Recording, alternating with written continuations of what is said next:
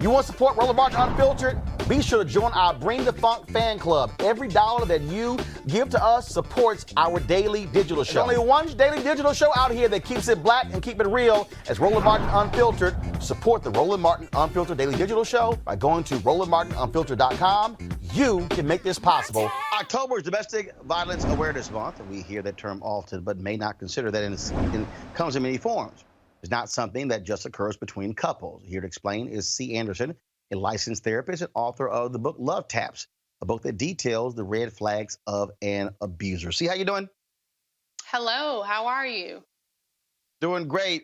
So when you say it's not just couples, explain that. What do you mean? So domestic violence is an umbrella. It really encompasses intimate partner relationships, which would be a romantic couple, but also child to parent, parent to child, elder abuse, financial abuse. All of these things fall under the umbrella of domestic violence. And so one of the things that to me, I still believe is a fundamental problem is that whenever we talk about domestic violence, we often talk about this only from the perspective of a woman being a victim. Mm-hmm. But we don't confront and deal with men. And it happens all the time. And you, like, for instance, you will rarely see news organizations or others actually engaging men on these issues, engaging men on what their lives were like growing up, what they experienced, PTSD, their own trauma, how what they saw contributes to how they also behave now. That to me is also, I think, a big problem. Absolutely. So we know through studies that if a child witnesses intimate partner violence, they have a 50% higher chance of becoming either a perpetrator of violence or a victim themselves. So when we talk about men and their experiences, many times they have learned this behavior, they have seen this behavior. However, that doesn't take away the accountability for their actions, but it's very much something that comes out of an environment that has caused them some repercussions. No, got my panel there. So let's go to them for questions. Cleo, I'll start with you. Yeah, here in Washington, D.C., it has one of the only domestic violence shelters for men. I was wondering if your work in Love Taps, which is a very powerful title for your work, Love Taps. Thank you. If you actually deal with domestic violence experienced by men from their partners. I absolutely do. One of the things that I wanted to present in the Love Tap books, not only red flags that are not even physical, I wanted anyone, whether it be cisgendered men and women, whether it be anyone in the LBGT community, I wanted people to be able to identify so they can replace the pronouns with whatever fits. But specifically speaking about men, the thing with men is that 90% of perpetrators that report or that are arrested are men to women, but men especially do not come forward because of the embarrassment that they face when they speak out, because of the shame that they feel, because they're supposed to be masculine, macho, able to prevent that sort of thing from happening from them. But I find that men that do come in to see me experience the same type of damage, the same type of abuse tactics that many women do. Absolutely. That's why I asked, because it's often not on the table to discuss when we talk about domestic violence. And I want to reiterate that Washington, D.C. unusually has a domestic violence shelter for men who have been abused primarily by women. Yes. Mustafa.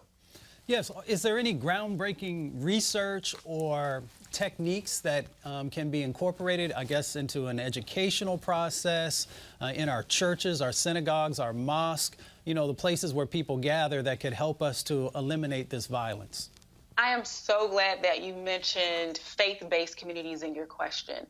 I have found that the most resistant group of people are those who are in the church, who are in the synagogue, who are in a faith-based community, because they believe several things. One, they believe that abuse in the home is a family and private matter. The other, they believe that you can just pray it away. I tell people all the time that regardless of your faith, you are to use your belief system and wisdom and your feet and hands to get yourself freedom and to get yourself help. So it is my goal for faith-based communities to learn more about how to prevent and also how to address and properly respond to victims, whether men, women, or children, that come to them seeking assistance. All right, Lauren. Do you see anything in your work that would expose a correlation between domestic abuse and law enforcement? It's interesting that you bring up that correlation, not specifically in the research. However, I have found that when you have two groups of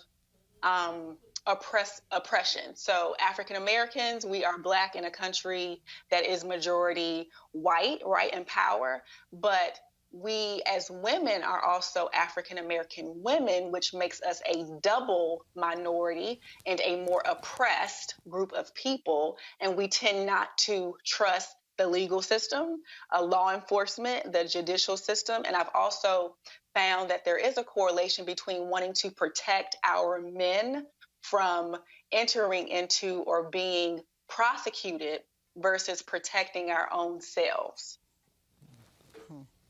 All right, then. Well, see, we certainly appreciate you for your work and good luck. And again, folks, the book is called Love Taps. Thanks a lot. Thank you. All right, folks, back to that Roland Martin Unfiltered video in just one moment. So let's talk about home for the holidays. It's almost that time. The holiday season is, of course, a lot of our favorite time of the year. But whether you celebrate Thanksgiving, Ramadan, Christmas, Kwanzaa, or New Year's, this is when you think about spending time with the people you love the most. This is also the time to count your blessings and support those less fortunate and look at how you can have an impact on their lives. Well, I have the perfect opportunity for you to be a holiday hero and have a major impact on other families. Here's the deal. Right now, hundreds of thousands of Americans are sitting in jail without being convicted of a crime. Why? Because they lack the financial resources to pay their bail. Now think about it. If you are arrested for any minor offense, you will be taken directly to jail. If you don't have money, whether it's a few hundred, $1,000, you will stay there until a court date is scheduled. That could mean days, weeks, or even months as a result of this crazy criminal justice system. America's bail system, folks, is broken and has created a two-tier system of justice, one for the haves and one for the have-nots. Freedom should be free, and that's why the Ebony Foundation is partnered with the Bail Project and is sponsoring the Home by the Holiday campaign.